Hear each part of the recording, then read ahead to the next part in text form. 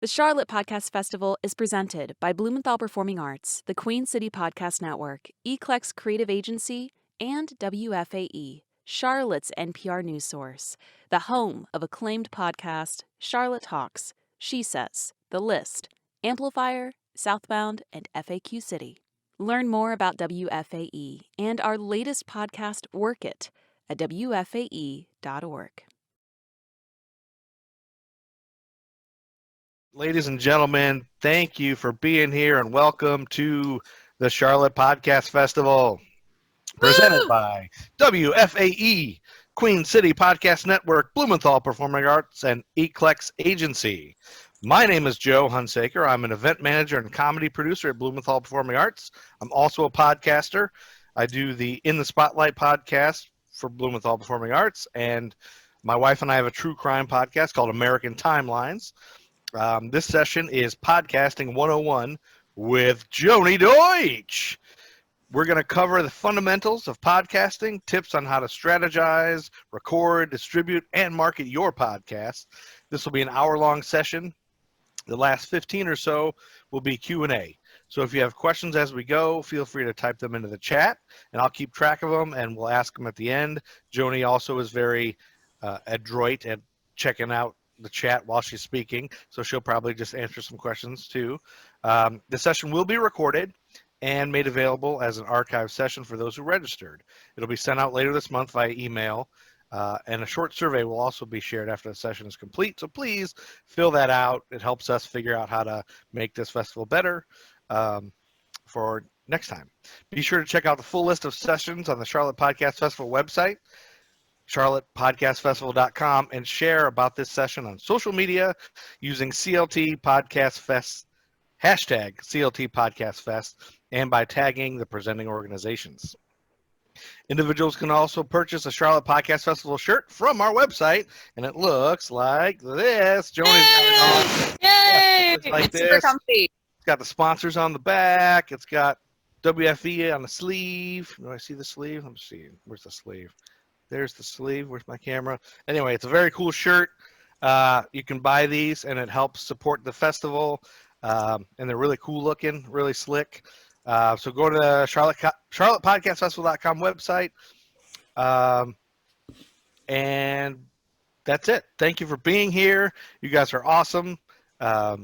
This is groundbreaking, Charlotte's first podcast festival, and let's get right to it. Joni Deutsch is the podcast manager for WFAE, Charlotte's NPR station. Joni is also the creator and host of WFAE's Charlotte music podcast, Amplifier, named Best Podcast by Charlotte Magazine, and honored for excellence in arts and music podcasting by the local Edward R. Murrow Awards and the Webby Awards. Joni Deutsch has been recognized as an emerging voice scholar by the Alliance for Women in Media, the West Virginia State Journal's 40 Under 40, the Online News Association's Women's Leadership Accelerator, the Charlotte Agenda's 30 Under 30, the United Way of Central Carolina's Young Leader Awards, Duke University's TIP's Early Achievement Award, and Gracie Awards. She is also the lady behind this whole festival. She put together this whole thing. She's the queen in charge. She is the hair that cares with the flair for podcasting. Ladies and gentlemen, please welcome the Joni Deutsch. Thanks, Joe. Joe, everyone. And he's also a podcaster in his own right. And he's also with Blumenthal Performing Arts, one of our great presenting organizations. So thank you, everyone, so much for joining us. As Joe mentioned, the very first Charlotte Podcast Festival, we have individuals all over the world joining us today for our Podcasting 101 session. I'm so honored to be here. I'm so happy you're spending this next 52 minutes with us. They're going to be jam-packed with information, insight. Basically, today's session is all about how you can strategize your podcast no matter what level you're at. I'm going to be giving advice that NPR gives to their podcast. So I really hope you're excited about this. You can, of course, share your excitement on social media with us. We are hashtag CLT Podcast Fest, and feel free to share photos and all the fun things. With that said, I'm going to go ahead and share my screen, so give me one quick second. Wonderful. So you should see in front of you a PowerPoint slide. The PowerPoint slide is for the presentation I will be giving right about now. So I'm going to go ahead and show the slide. All righty. So Podcasting 101. Oh, give me 1 second. Let me make sure that you guys are seeing the right one. Let's see here. Just to be sure, Joe, when I'm sharing the slide, you all are seeing the full screen of it and not like the presenter mode of it? I am, yes. Okay, so you're seeing the full screen, not like the presenter mode where you can see all the slides? Well, no, I see the next slide too. Okay, give me 1 second then, and I'm just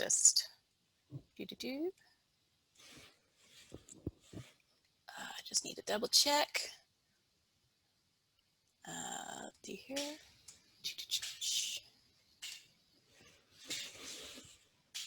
Give us 1 second, folks. Yeah, now the I'm next just going to slide. do display settings. It just has next slide. It's got the big There one. we go. Okay, you guys see just the full screen now? Now we do, Okay, yes. beautiful. All right, we'll go ahead and get started then. So Podcasting 101 with me, Joni Deutsch. And of course, in the Zoom chat room, feel free to introduce yourself. Tell us what your name is, what brought you here today. And bonus, if you do have a podcast that you're working on or one that you're about to release, feel free to put it in the comments. Tell us a little bit about it and what brought you here to help support your podcast even further. As Joe mentioned at the very start, my name is Joni Deutsch. I've been working with NPR and public radio for about a decade now. Over the course of my 10 years in public radio, in audio, in podcasting, I've been able to work with a number of award-winning, chart-topping podcasters and podcast productions, Peabody Award-winning hosts, Pulitzer Prize finalists, you name it. I've been able to work in a wide range of podcast genres, from true crime to music podcasts, like the one that I host and produce about the Charlotte music scene. So I want you to know that I have experience with a different number of formats, the different types of productions, and I'm so happy to be able to share my knowledge with you. And again, for those joining us, welcome. If you have any questions, feel free to put them in the chat box. We're going to have a dedicated section, probably around 20-30 minutes, where we're going to go through any and all questions you have about how to strategize your podcast production. So again, for this Podcasting 101 session, which again will be recorded and made available this month over email, in this next hour, we're going to do a few things. We're going to provide tips on how to record and produce your podcast. We're going to share ideas on how to market and connect with listeners. And we're also going to be able to give you just a resource. This is your resource. Consider me, consider everyone here a resource for you to be able to share ideas and figure out how to make your podcast possible. Really quickly, I do want to give a little bit of context. We have some people here that are probably brand new to podcasting, not really knowing how it began and how we get to this point of creating a strategy around your story. So just a little history lesson. Podcasting has been a thing since the early 2000s. It was coined, the idea of podcasting was coined in 2004 as that kind of marriage of words of iPod and broadcast. Because at the time, iPod was the device for podcasting to be listened to. It started as a way in the early 2000s for independent individuals, not companies, not corporations, but people like you or me to be able to share their messages online through apps like iTunes. Now it's called Apple Podcasts. But I want to just key in on that right now, because we've grown to the point with podcasting that corporations, companies, any kind of brand, any kind of celebrity gets into it. But about 2 decades ago, podcasting was for anyone, anywhere, no matter their equipment, no matter their story, no matter their perspective. So hopefully this session today will get us back to basics to show you that no matter where you live, no matter what your story is, no matter your voice, you can podcast. It is that simple, and you can make the most out of it. Podcasting became a thing in 2014. This is a graph on the screen that shows you the timeline of podcasting. You can see a spike around 2014, November 2014, and you may remember that in the fall of 2014, there was a big podcast that came out called Serial, from the minds of This American Life, the very popular podcast. Serial was a true crime podcast. It's been on actually for a few seasons now, still is existing, still running. But it was November 2014 that made podcasting a thing because of that podcast being such a huge success. So this graph shows you around that time, that spike of interest, a spike in people looking for podcasts, and then through that, a spike in podcasts being made and podcasting becoming popular with listeners and makers. And just to give you context, in 2020, there are more than 1 million active podcasts. That's 30 million individual episodes available in 100 languages. I mention this because part of what we're going to do today is create a strategy for you based off your individual podcast. Because in reality, with so many types of audio out there, so many types of media out there, realistically, there isn't going to be a way for you to be able to connect millions and millions and millions, everyone in the world, to your podcast. So part of the strategy today is realizing that there are competitors out there, but that you are unique. You and your idea and your podcast are so different from the rest. And we're going to tap into that particular target audience for your show. So yes, there are tons of competitors out there, millions of types of audio, but we're going to make sure that you find that little niche that works with you. And a reminder, the podcast can be made by anyone, everyone, about anything nowadays. Whether you're an individual with no audio or broadcasting experience, maybe you are with a company, maybe a marketing company, a real estate company, TV networks, radio companies, digital companies, celebrities, comedians, churches. There is a podcast for anyone about anything that you can make. The possibilities are endless. It's one of the things I love about podcasting. Probably one of the reasons why you're here today is because you know that there are barriers that are down on the ground and you can hop over them because of podcasting. You can listen anywhere, create anywhere. So I'm inspired by podcasting. I hope you are too. Which gets to what we're going to be doing today. Before we get started, you need to write down in your podcast journal or notebook, why are you getting into podcasting? What is driving you to do this? Because there are other types of media. You could do television, you could do broadcast or print or blogging or YouTube, you name it. So what is it about audio? What is it about podcasting? What do you want to make of it for your story, for your community, your audience? Because that is going to drive your passion. It's going to give you a mission, a vision. It's also going to dictate your resources. Is this a passion project? If so, then is money an option or resources an option? Is this something that you want to make money from, a career from? In which case you need to make sure, well, you should have a budget in place. I should mention that this session is Podcasting 101. There are so many sessions lined up during the Charlotte Podcast Festival that are going to go more in depth over these subjects of creating a budget, of getting members, of marketing. So I'd highly recommend if any of these topics today pique your interest, go ahead and go to our website, charlottepodcastfestival.com, to register for an in-depth look into any and all of these subjects. So again, tell me, why are you getting into podcasting today? Why do you want to make a podcast? Is it to share a unique story, perspective, and voice? Is it to generate revenue or sponsorship or full-time career opportunities?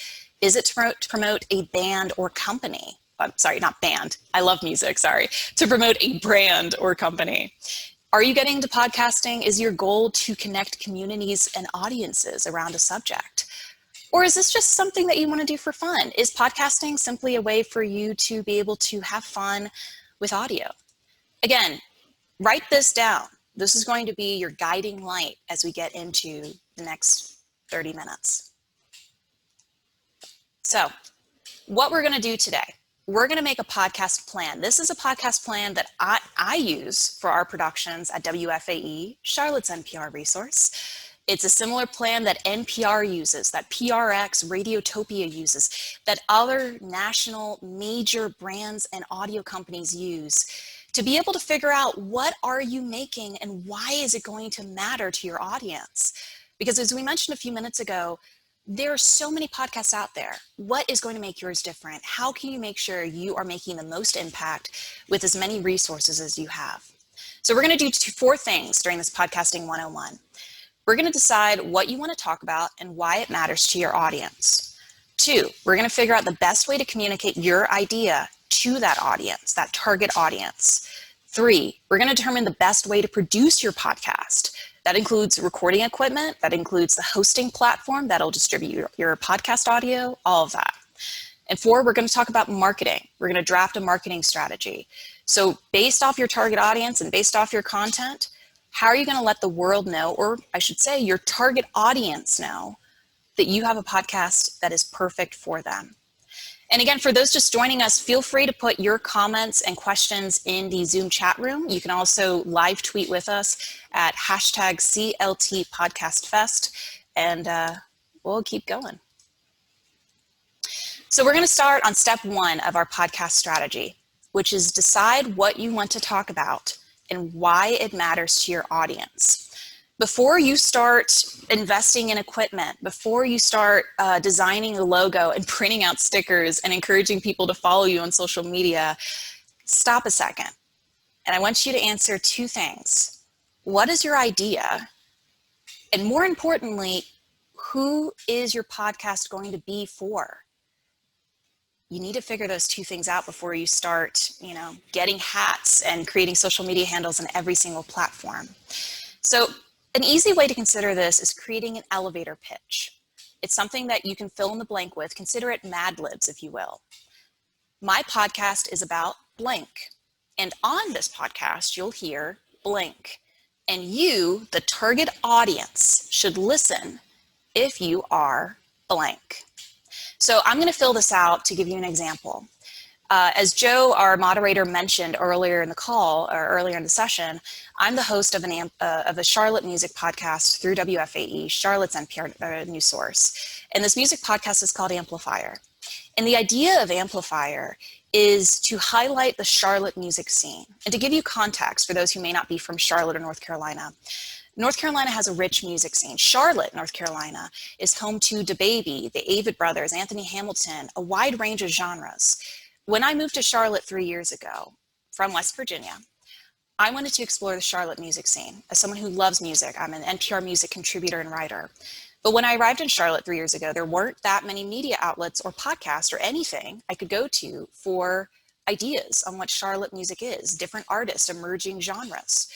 So this podcast was created because of that, because I did research and saw that there was nothing really like it here in the Charlotte area. So that gives you context to know that this was created because I saw that it needed to be, because I saw that there wasn't anything else like it in the area. In terms of audience, I saw that the target audience for this music podcast were a few types of audience. One, young professionals that come to Charlotte, that move to Charlotte, who love arts, who love culture, who love live events, but are so new to the area, they don't know where to look to find, quote unquote, the next big artist. So that's one type of audience. The second target audience for this music podcast was the musicians or the artistic community who feel like they're siloed, who feel like they aren't able to connect with one another, that feel like they're not appreciated because there's not really any media that could appreciate them thoroughly. And the third target audience for Amplifier, from the research I did, from the conversations I had with musicians and fans, was that the third audience would be one of, the 40 to 50 year bracket. Those individuals who didn't have time to go out and see live music, but still wanted to enjoy it. A podcast, as you can probably relate to, is a way to fill your ears with arts and culture and stories, no matter where you are. If you're in your car, if you're walking your dog, you name it. So now you have an idea of how I would fill out this Mad Lib, this little 3-sentence sheet of elevator pitch for my podcast that I would create.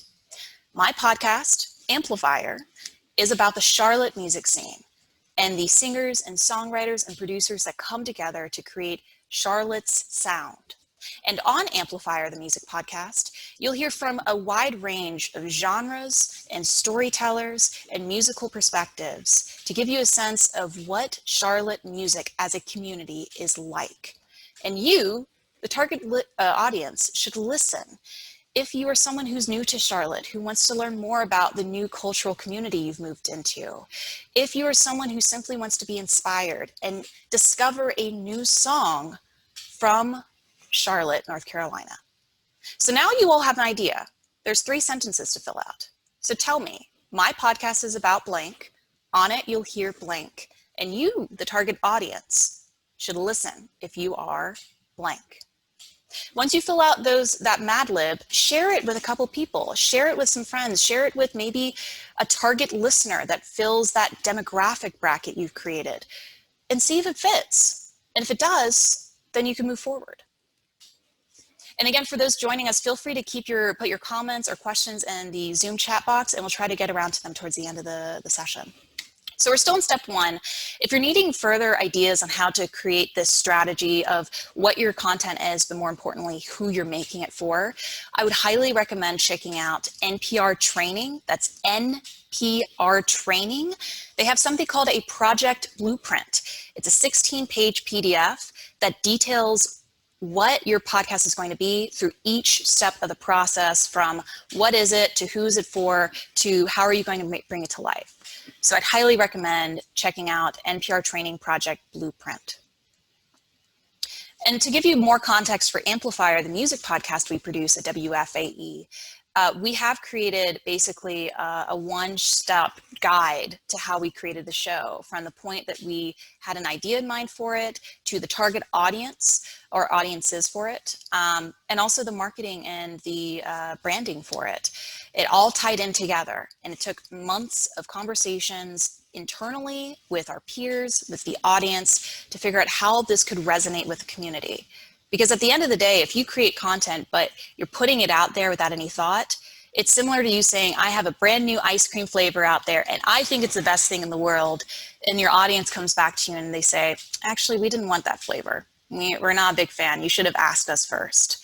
So my biggest advice to you is, as you're thinking of your podcast strategy from the very beginning, talk to people, ask them what they think of the idea, talk to the people that you want to make this for, or engage with the community that you're wanting to create the topic around. If you have a podcast about vintage toys, figure out where your conversation is going to be like, or the type of people that you should engage with, or the communities that they have those conversations in. Facebook, Reddit, LinkedIn. It will all help you out in creating the strategy. And we're still on step one. So one other consideration I want to ask of you is to make sure you remember your podcast title and what it's going to be. You may already have, before you even have an idea for a podcast or target audience, you may have a title in mind for it. It may be the best title to you for a podcast, but I just want you to consider three things. Is your podcast title easy to say, easy to spell, and unique? And here's the reasoning why. Easy to say. We are now in an age of smart speakers. I'm currently a foot away from one, and not to mention my phone. So when you're thinking about your title, when you're thinking about your podcast, you want to make sure that it's going to be something that in the future or in the present, if you have a potential audience member out there and they're at home during the pandemic or quarantine and they want to ask their smart speaker to play your podcast, will that smart speaker recognize that title that that person is saying to the smart speaker device? So that's a consideration for you, is to make sure, is it something that the smart speaker will more or less recognize?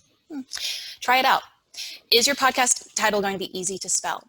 For online app searches, you're going to want to make sure that a person can immediately go to Google or another search engine and know how to type in to find your podcast.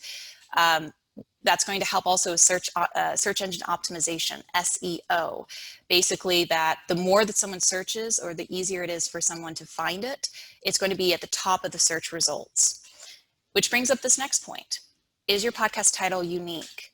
Is it something that's totally different from everyone else? Because let me tell you, if you were to search in Apple Podcasts right now, or Spotify, and if you were to search for a title like The Politics Podcast, how many podcasts do you think are out there that are named The Politics Podcast?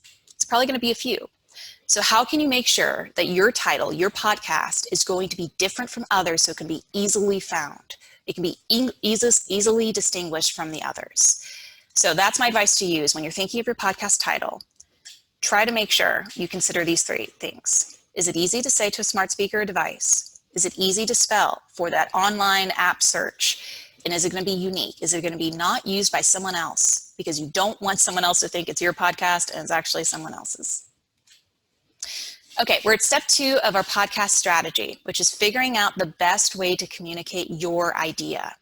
So that includes the genre, that includes the format, the length of the podcast, which is one of the most common questions I receive as a public radio podcast manager. And we're also going to talk about frequency, how often you should upload it. So we're going to start with the genre. So what I have in front of you is a chart, and this is from from Edison Research, one of the leading organizations in looking at audio and media and consumerism of it. And this chart shows the most popular genres in podcasting and how they break down into listenership, how popular they are. What you'll see on this chart on the very far left side is that the comedy genre is the most popular podcast genre. Following comedy, it's news. After that, society and culture, some more interview-based podcast. Sports is underneath that. Then true crime, arts, business, religion and spirituality. And then if you look on the far right side of the chart, you'll see that the least listened to podcast genres, going from the least listened to at the bottom, is technology. Above that, just by a bit, is education. Above that, by a bit, is music, and so forth. So I bring this up because you may be thinking, what is the best genre for me to be in for podcasting? And look, you are able to do whatever you want. The beautiful thing of podcasting is that you can mix genres. You can do a comedy, fiction, music, technology podcast. You can do a TV and film true crime podcast. You can mix and mingle and do whatever you want. It's a beautiful thing of podcasting is you decide what you want to do. But I give this information to you so that you can consider a few things. If you're thinking to yourself, I want to get into comedy podcasting, but I see that it's one of the most listened to podcast genres, and that means maybe there's more competition out there for me. Should I do it? Yes, still do it. Even if there's still more and more people listening to comedy podcasts, and maybe they don't have, enough time in their podcast diet for you, still do it. Just again, consider, how is your podcast going to be different from other comedy podcasts or other podcasts in that same genre? Do some research. Check out that genre listing in your podcast app and see what are podcasts doing well in that genre. What are things that you like to take in for inspiration, or things that you could do totally differently, so that way you're not exactly like them. I mentioned podcast diet because, look, we all kind of have our own routines, right? We probably have the things we like to eat on a daily basis, or the places we like to go or do. Same thing applies to podcasting. For podcast listeners, I think the average rate is about 5, 6, 7 podcasts that individuals will listen to. So there is room in a person's podcast diet for your story, for your podcast. But you just have to make sure that it's relating to that person, so they feel like it's important enough that they can replace an apple for an orange, or whatever equivalent you'd like to make in this diet analogy. The other one consideration I want to make while we're still on the slide about genre is that you may think, okay, I want to do a technology or education or music podcast, something that's not as listened to as other podcast genres. But you may be concerned. You may think, well, not a lot of people listen to technology versus comedy, so should I even do technology because I want a big audience? To that, I'll say, yes, you could still do that technology genre or whatever genre is not listened to as much as the others. Consider this. If there's not that many podcasts that are dominating the charts in that least listened to genre, maybe your podcast can be the one that makes the difference. So you can be the one coming in, revolutionizing the genre, making it so interesting, so engaging, that you can come in and say you own it, that you are the one making it a genre to listen to by more people. So those are some considerations for you as you're thinking about what genre you should technically classify your podcast in. Joni, quick question about the Sure. previous slide. Sure thing. I think somebody asked, are the podcast genres in that second column the least listened to or the least produced? They're the least listened to. Okay. So what you probably find is that there are a ton of comedy podcasts, or that there's just a certain number that are getting the most listenership. So that's a good clarification. Gotcha. And then somebody, while you're talking about genres, yeah, somebody asked, I can't see the Michaela. I can't quite see the name. If there's an A at the end of that, or it's Michael. What genre would relationship podcasts fall into? Society and culture, would you guess? Probably society and culture, but yet again, maybe your relationship podcast fits more into health and fitness, right? Maybe it's about romantic health, or I mentioned earlier in the call that my mother is on the session today, and she is she's a counselor. So maybe your podcast fits more into health and fitness because it's about emotional health or romantic health or marriage counseling. So yeah, that said, you can be in multiple genres, right? You can. So that's just a consideration for you is, again, find other podcasts that kind of fit the tone you're looking for and see how they classify themselves and see if that fits what you envision for your podcast. Hopefully that helps Michael/Michaela. Joni, yeah, sorry, Michaela, sorry. Joni, does it make it harder for people to find your podcast if you're in multiple genres? No, it doesn't. Okay. Okay, so let's talk about format. Format. There are 4 standard kinds of formats for podcasts. You have the interview format, where 1 or 2 hosts interview different guests. An example of this would be Fresh Air with Terry Gross, WTF with Mark Maron, you name it. The solo podcast format, where 1 person speaks into a microphone. Think of it as like Lore with Aaron Mahnke, where you're basically a solo production. You have the multi-host, or as I refer to it as, the round table discussion, where 2 or more hosts have a conversation together. Maybe like NPR Politics Podcast, Pop Culture Happy Hour, Pod Save America.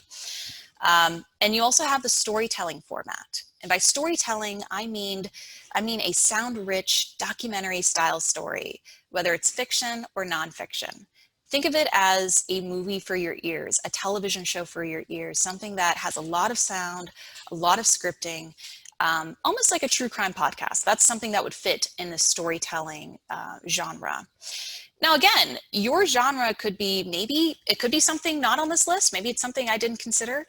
It could be one that changes out. Maybe occasionally it's an interview. Maybe it's sometimes multi-host or a round table discussion. I'll just give you a couple considerations here when you're considering your format.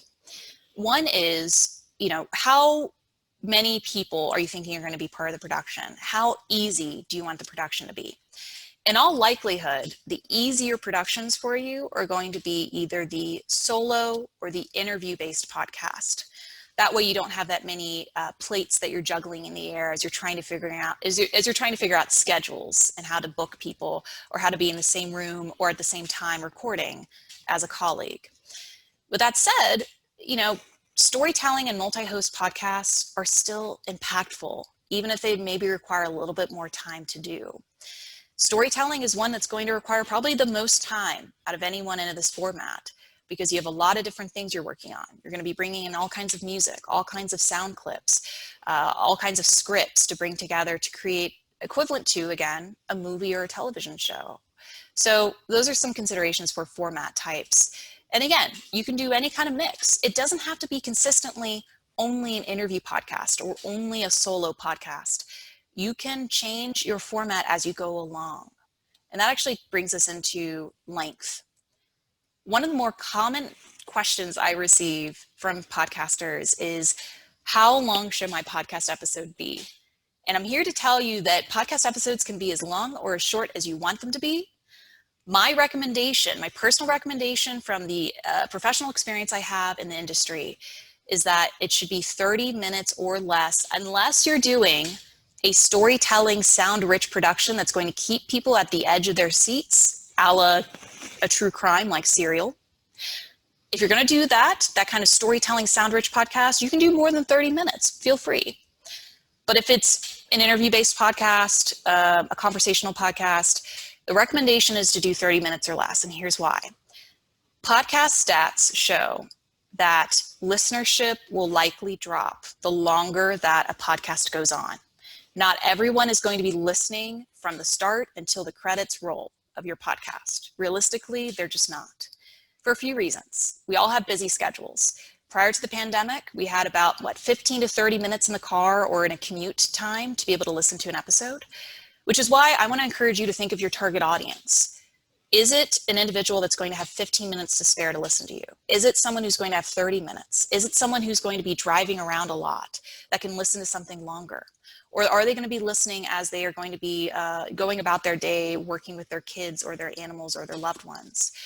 So again, the shorter the podcast, the easier it's going to be for your listener to listen to it consistently and through it, rather than them only listening to the first few minutes and having to stop and start and stop and start. Shorter is also easier on you as a podcast maker. For reference, when I do interview-based podcasts, it takes me a few hours because I have to prep for the interview, I have to schedule the interview out, I have to record the interview, and then I have to edit. If I do an hour-long interview and I edit that down to about 20, 30 minutes, it's going to take me a few hours to edit that hour-long interview down. So shorter episodes are easier on you because it's going to require less time for you to have to devote to editing on it. And again, it'll be easier and better for your listeners so they can completely enjoy your podcast. Frequency. Oh, one more thing I want to mention about length. You don't always have to have a consistent length. You can do an episode one day that's 20 minutes. The next week it could be 23 minutes. The next week it could be 10 minutes. Don't worry about it always being exactly 29 minutes or 30 minutes or whatever the case may be. There is flexibility there. I just want to mention that before we move on. Frequency. So with frequency, a few things here. You can have a podcast come out daily, like NPR's Up First. It can be weekly, like This American Life. Bi-weekly, by that I mean every other week, like the one that I produce for WFAE. Or it can be seasonal. And by seasonal, I don't mean spring, summer, winter, fall. I mean, it can come out in short bursts of maybe 5 episodes in a season or 10 episodes, similar to how television shows on cable broadcast networks work. Or with Netflix, if you want to drop the entire season at one time. In terms of ease, I would say that you probably want to start with either a weekly or a bi-weekly podcast. That's going to be easier for production. A daily is really, really difficult, unless it's going to be one that's really simple for you to produce, where you're just on a microphone talking and you upload it without much editing. Seasonal can be time consuming. Depends on the kind of work, the kind of show you're working on, and it could take a while. But if you're starting out, I'd say weekly or bi-weekly. And if you feel like you have more to offer, if you feel like you can upgrade or you can increase the number of episodes you release, by all means, go ahead and do that. Again, flexibility. But what I recommend is making sure you let your audience know. Consider this appointment listening. You want to make sure your audience knows when to expect it, when to listen to your podcast. Otherwise, they're going to be left in the dark.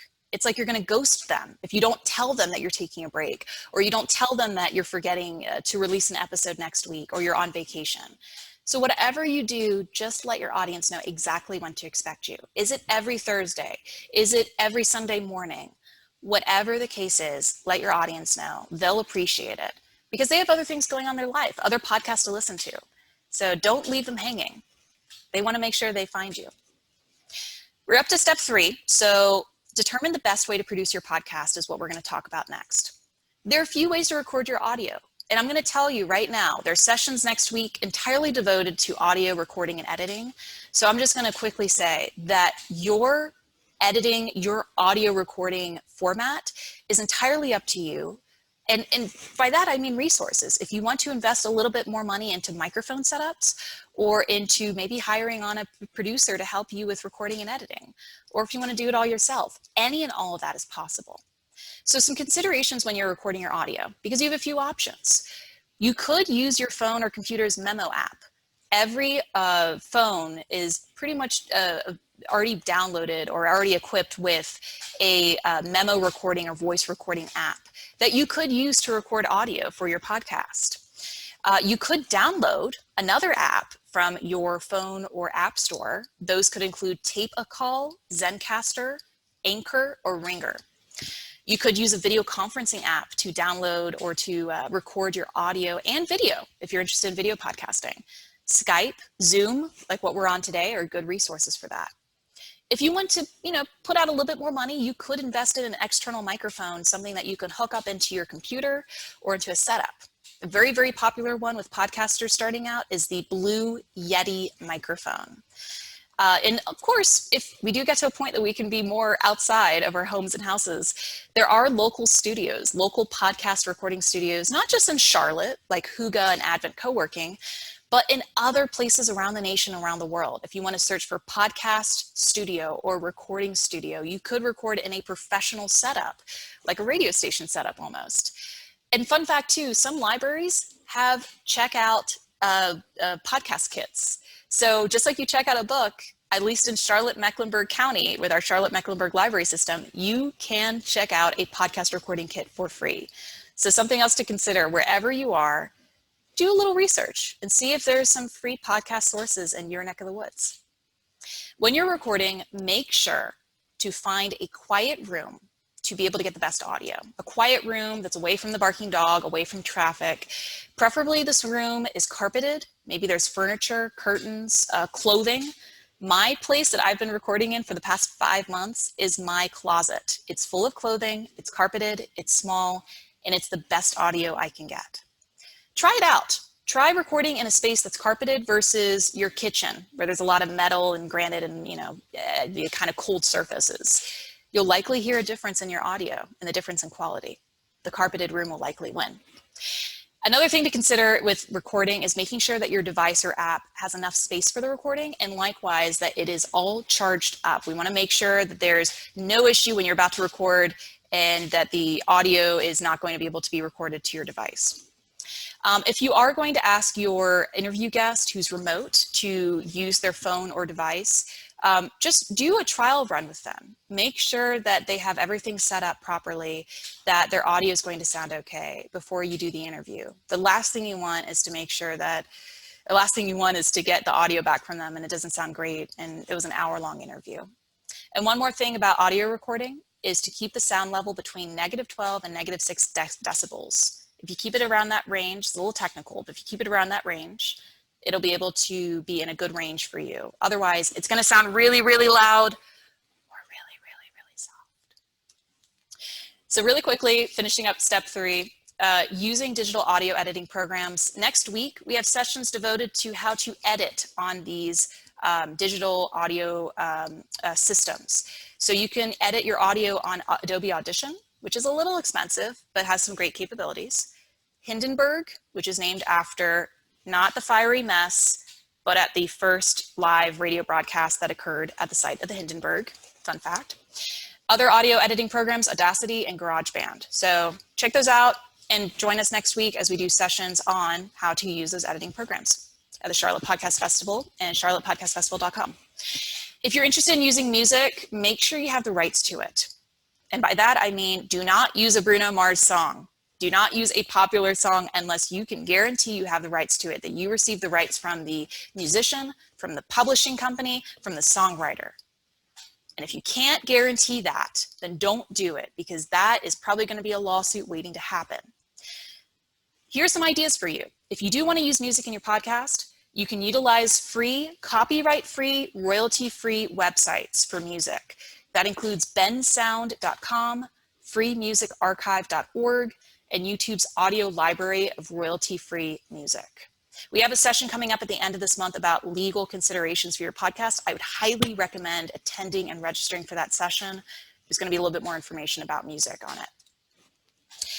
And now that you have your audio recorded, you're going to want to distribute your audio far and wide. To do that, you're going to need a popular podcast hosting platform. You're going to need a place to host your audio that will automatically distribute it to podcast directories. A podcast directory, for example, is Apple Podcasts or Spotify or SiriusXM or Pandora. By SiriusXM, I mean Pandora. So some popular podcast hosting sites for you to look into. Some are a little costly, some are free. Some can give you some really interesting stats and information on your listeners, where they live and how much they listen to your podcast. So you can look into Libsyn, you can look into Podbean, you can look into Anchor, Spreaker, SoundCloud. And that's just a few.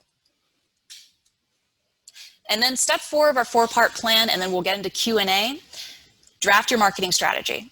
As you can probably tell, I love being able to talk about podcasting. I love talking about podcast marketing, because once you know your content and once you know your target audience and where they like to go for information, if it's a young professional who likes a particular email newsletter, if it's a person who likes going to a certain neighborhood or community church, you kind of know their habits, you know where they go on social media, and you can make sure they know of your podcast through a targeted marketing strategy. We have more marketing information coming up later this month with Podcast Festival. So if you want more in-depth information, attend those sessions. But really quickly, I'll say some considerations for marketing include posting on the social media for those targeted audiences. A common question I receive is, should I have a social media handle on every single platform? My advice is to not do that. The reason being, you're likely doing everything by yourself. You're likely being the producer and the editor and the host and the researcher and the marketer for your podcast. Do you also have time to adequately devote to being the Twitter person, the Facebook person, the LinkedIn person, and more? I would recommend a social media handle on the platforms that you think are going to best serve your content and the target audience. If it's a younger audience, go for Snapchat or TikTok or Twitter or Instagram. Older audience or maybe professional career audience, Facebook, LinkedIn, you name it. So that's my advice to you on social media marketing. You can create graphics for free on Canva and Headliner. You can create a central hub for your website on a WordPress site or a Wix site, and have even like an email newsletter through MailChimp to go along with it. You can do events, live podcast tapings if we get to that point, or virtual fan meetups over Zoom or Facebook Live or Instagram Stories or Instagram Live. You can do signal boost. By that I mean tell your parents and your friends that you have a podcast out. Send them the link. Let them know, hey, I'd appreciate it if you shared this with your friends and family and your networks and your social media followers. Every little bit helps in getting the word out. One of the best ways to promote your podcast is promo for promo. Word of mouth is huge in podcast marketing. So go ahead, find a podcast that's similar in topic and tone and audience and target audience to what you're doing. Reach out to them and say, hey, I'm a similar podcast, or hey, I have a similar audience, or hey, I'm in the same city as you, or state or country. Let's do a promo for promo. I'll promote your podcast in my feed. You promote mine and yours. I'll give you some language. That's a great way, a free way to promote your podcast. And it's going to get you more listeners. And likewise, they'll get more listeners too. Of course, you can make swag, stickers, shirts, and hats with your branded logo. You can pitch your podcast to local and national media, television, radio, email newsletters. Tell them why this podcast matters. Maybe an episode relates to the content they're putting out there on their networks. And maybe you'll be able to be featured or interviewed for it. And of course, you can put out flyers in your community. If you want to invest in billboards or print ads, you could do that too. Again, you could do any of those marketing ideas. You could do none of them. You could do a mix. Whatever resonates with what you're making and who you're making it for. So to recap, and then Joe will do the Q&A, we made a podcast plan today. We decided what you want to talk about, why it matters to your audience. We figured out the best way to communicate your idea, determined the best way to produce your podcast, and drafted a marketing strategy. And with that said, I will be here for as long as we can go through these questions, Joe. Let's do it. Yes, Joni, so many questions.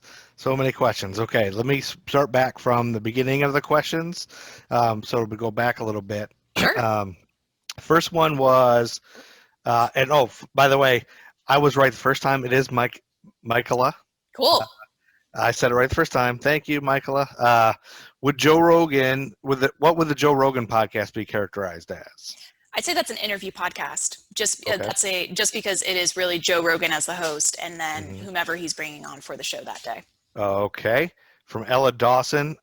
Oh, she said relationship podcasts often fall into comedy. That's a funny little thing.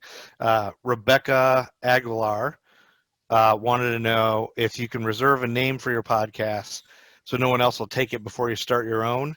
Yeah, sure. And I said, yeah, you can grab a website. You can do all that, and you don't have to do anything with it.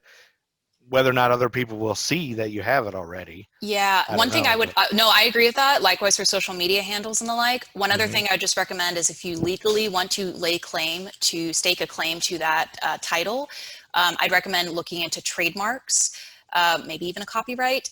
Again, I'm not a lawyer. What I will say is that we do have a lawyer turned podcaster who's joining us at the end of this month to talk about legal considerations, including trademarking your podcast so you can make sure it is yours and yours alone and no one else takes it.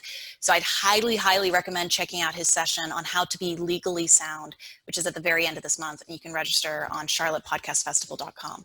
Yeah, I've had several startups where first thing we do is look at Instagram, look at Twitter, see what's already taken, or what's already done. And then that might help you decide what your name is going to be. Yeah. Okay. Sarah V, what if your podcast would cut across multiple genre areas with diverse episodes? How do you adjust your marketing tactics? Ooh, that's a good question.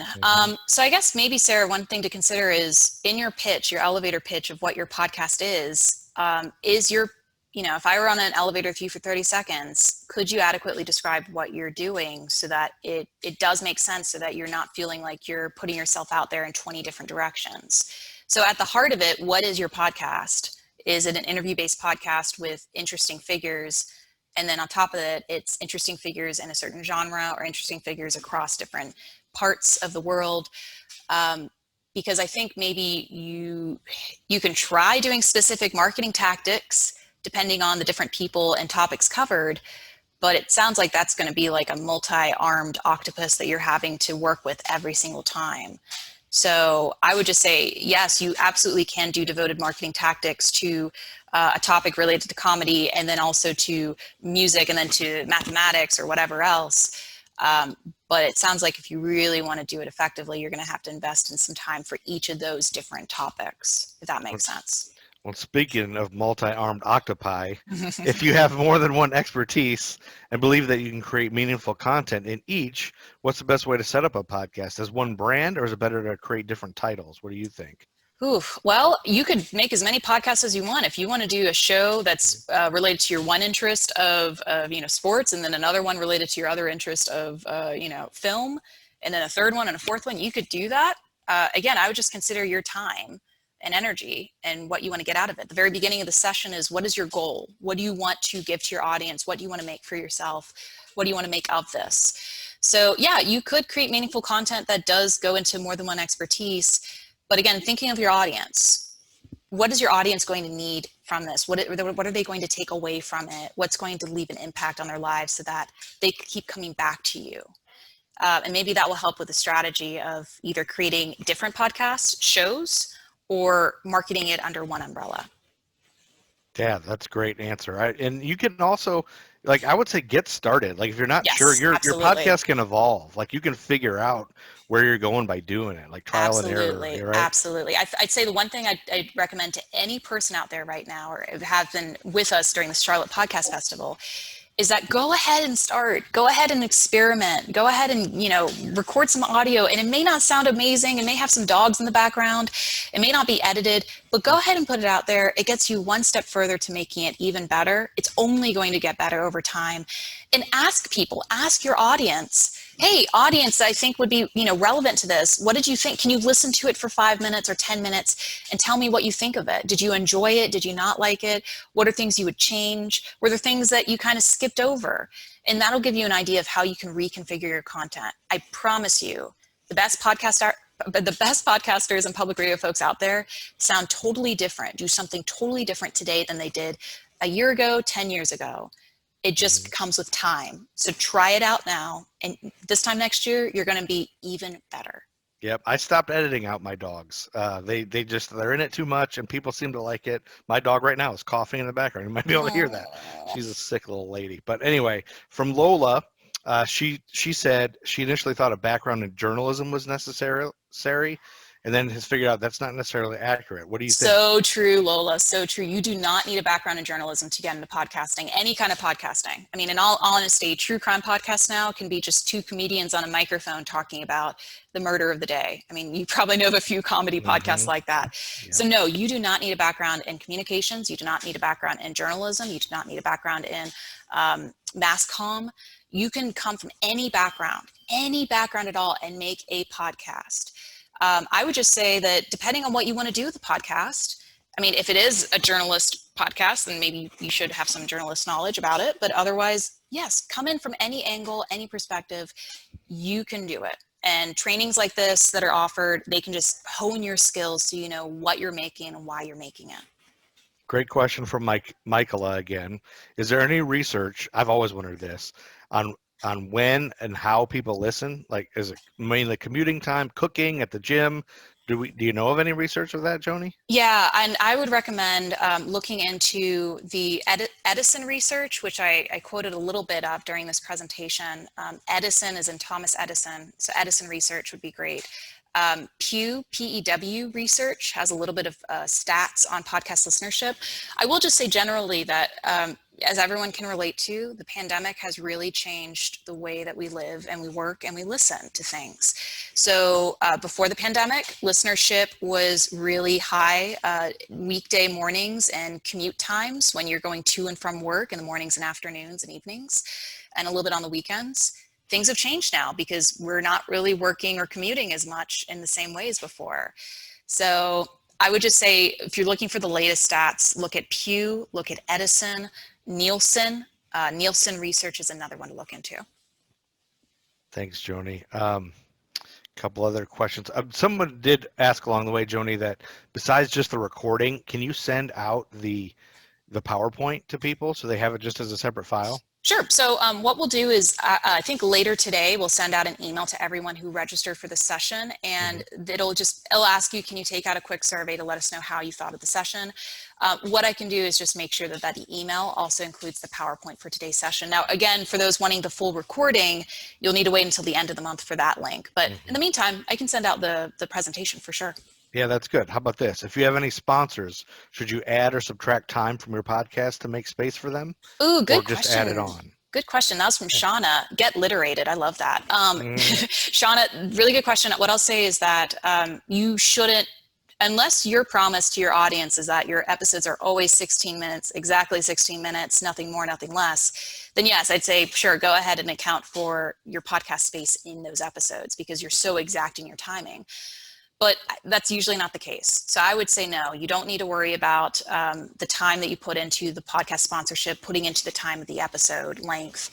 And one thing to consider when you're looking into sponsorships, and again, another session for later this month during the festival, but for sponsorships, talk with the potential sponsors about what they could get out of your podcast. Could it be a pre-roll, mid-roll, or post-roll where they can hear their messaging? Pre-roll is the very first thing in a podcast. Mid-roll is basically a middle commercial. Post-roll is after the credits are done. They could also get sponsorship, or maybe they only get sponsorship by being on your website or being, on your branded logo for the podcast, or an event that you do, a virtual event. I mean, there's so many ways to get a sponsorship. So I would just say you dictate what you want to do with the sponsor on your terms. So you can decide how long the sponsorship language is.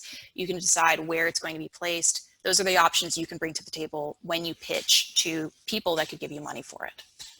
Yes. How do you treat your sound? I've copied some of these into a document so I didn't lose them. So I'm losing who said some of these. But how do you treat your sound, especially from a Zoom call? Somebody's saying they have a Blue Yeti and they sound fine, but their guests often sound bad on Zoom. What effects are your go-to? Well, I'm sorry to say that usually it's best the best time to be able to get the best recording is when you do it live. I mean, anything you do after the fact is basically putting a Band-Aid on top of it. It's not fixing the root cause. So I know that if you do want to change platforms, there are some better ones, I would say, that record the sound. In all honesty, I would say next Monday we have a session about common audio or how to record from home. That session is going to give you even more tips, especially since we're running low on time today. So I would just say there are ways to get better sound from the get-go, and Monday session, next week's sessions about audio editing would be the perfect place to get those tips from our speakers. Yeah, I've been having my co-hosts on there, everybody record their own audio and send it to me, and then I have to put it all together, but that's time consuming for sure. It is, yeah. Some great things in the comments. Tom said that the podcast kit is available through Charlotte-Mecklenburg Library. I didn't know about that. Oh yeah, they absolutely. Now again, that is for a local library branch, but there are some libraries across the nation and world that are so invested in technological advances and podcasting and community storytelling. Reach out to your library, and if they say no, not at this point, maybe ask them, hey, could you invest in some podcast equipment in the future if there's enough interest? You can cause a podcast revolution in your neck of the woods wherever you are. So definitely ask questions, see what can be offered. That's great. I had no idea. And Annika said to everybody that on the subreddit for podcasting on r/podcasts, I'm really just learning Reddit. Users have shared music they've created for folks to use for free in their podcast. Another place to get free music. Linda Hargrove asked, she uses Blueberry. Yeah, Blueberry for podcast hosting. Yeah. She wanted to know, it wasn't on your list, Joni. So is that bad? Yeah. That's only the reason this list, and the list that Linda's referring to is this list right here. It's so partial, and I'm sorry if I didn't say that clearly enough. This is only just a few podcast hosting sites to go to that can distribute your audio to podcast directories like Apple Podcasts, Google, you name it. So Blueberry is one that could easily be on this list. Yes. And if you have any questions, what I'd recommend doing is, again, determining what are your resources, how much money can you invest in a podcast host? Because like I said, Libsyn is a little bit more expensive. It gives you a little bit more data, but it's more expensive than Anchor, which is free. So do a little research and see what fits your needs. If you do need analytics, which can tell you, is your podcast popular? Is it popular in a certain community, or people listening to it? And that'll help you decide if Blueberry is a better fit than one of these others. Yeah, somebody asked can they actually record their podcast on Podbean or some of these? Can you record it on the software? That's what somebody asked. On Anchor, you can. Anchor Is a very popular one for that. I have to admit, I'm not as familiar with Podbean. That's not one I use, so I can't speak to that one. Yeah, I'm not. I did it for a little while, but I didn't find much benefit. I thought it was just another way to get your podcast out. Somebody asked about, does it cost money to register your podcast through Apple in those different sites? No. Well, now hold on. If you're saying to put it on a podcast host, which will then distribute it to those podcast directories like Apple Podcast, it could cost you some money for the podcast host. Like I said, Libsyn is one that I think it's a monthly charge, depending on which level you want to invest in, that will host your audio, the data of the audio, and distribute it for you. So that could be a little costly. I think $10 to $20 per month. I need to double check the latest on that. But no, if you are going into Apple Podcasts directly or Spotify directly with your RSS link to your audio, and you want to just post it, bypass the whole podcast hosting platform like Libsyn, that should not cost anything. Yeah, I think that's it. I think it was the same person talking about trying to get the names ahead of time. I might not have my podcast ready for a year, but I want to reserve all these names. Sure. I don't think with Apple, I think you have to have an RSS feed before you make a podcast, right? Yeah. For that. A lot of thank yous. There were some other questions. Somebody asked about, how do you determine the best audio editing tool to use? Is there a good starter editing? And we can recommend people go to our other session on that. Yeah, we have for next week, and I'm going to put a link in the chat room right now, but next week we have a full week dedicated to audio editing. That includes Adobe Audition, Audacity, Pro Tools, and Hindenburg, and GarageBand. So those are 4 common audio editing software platforms for people who've recorded audio and want to make it sound a little better, put some filters on it, some effects, mix in music, edit out the ums and the likes and the coughs. My personal favorite is Adobe Audition. It's one I've been using for a decade now. It has a lot of capabilities to it. I could make Joe here, if we were recording audio, I could make it sound like he's going through water, or he's on the receiving end of a telephone. But it's very, very easy to use. It is a little bit more expensive than a free one like Hindenburg or GarageBand, which is automatically available on Apple software or Apple OS devices. So again, it really depends on just, do you want to invest a little bit more at the beginning? Do you want to experiment with some free software and platforms and then get better at it, realize what you need and what you want, and then invest? That's my approach. I would recommend you do that, is try free, and then build off of that with what you're needing, rather than investing from the get-go, and you may not need all the capabilities when you start out. What do you think about networks, Joni? Somebody asked about, is it beneficial to join a network? Do I need to get a network? What's your feeling on that? I'm not biased, even though I'm part of a network with NPR and public radio. But what I would say is that you don't need a network. You really don't. Nowadays, there are chart-topping podcasts that were not a part of a network to begin with. And now networks are reaching out to them saying, we want you. But they had a community to begin with. They didn't need that. So no, you don't need to look into getting a spot.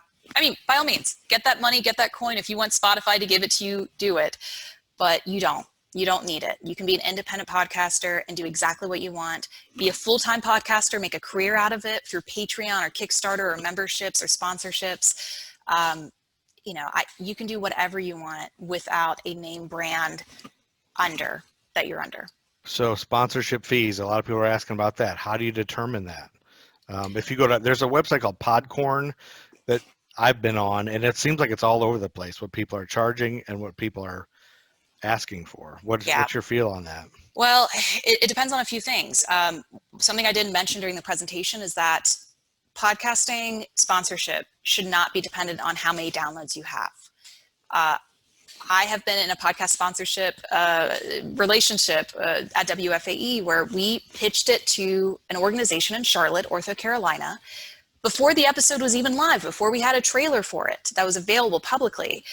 And we were able to sell the podcast for a good bit of money. without any audio being available online. We had 0 downloads, and we were able to get a good chunk of money to support our podcast with it.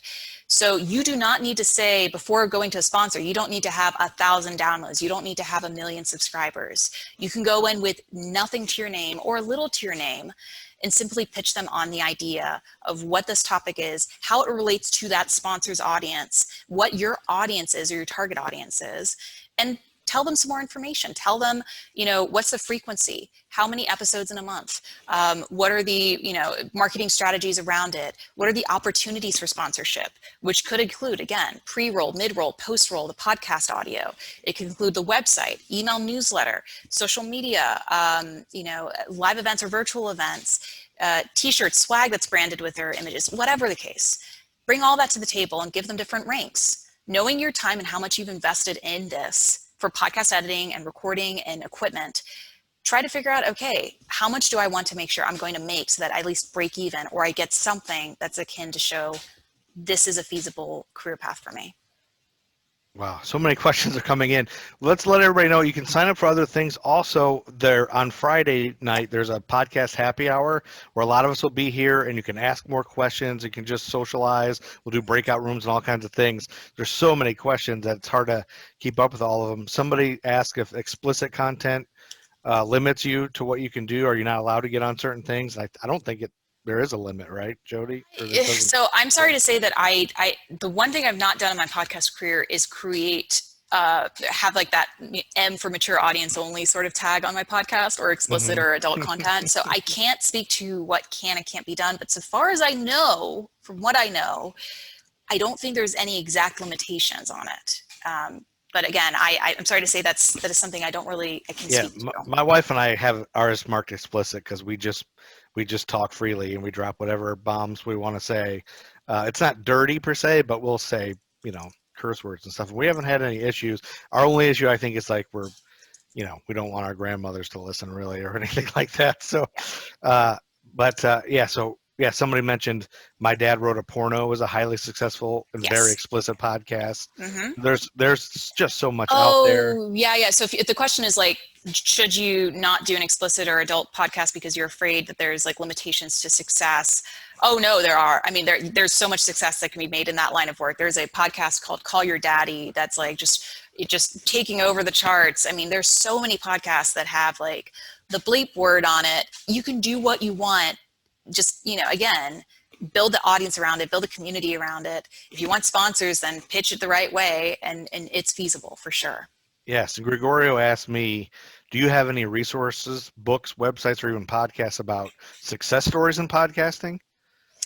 I would say maybe, I guess it could be success stories. There is a podcast that is hosted by Jesse Thorne, who produces the very popular Bullseye program through NPR and public radio. Jesse interviews some of the best podcast hosts, including Terry Gross, Anna Sale, I think Ira Glass. It's called The Turnaround with Jesse Thorne. I would highly recommend looking into it, listening to it. He's interviewed a number of broadcast legends, Larry King, Audie Cornish from NPR, and the interviews he has with those hosts gets into how do you host something? How do you be a podcast person? How do you make a career out of audio and media?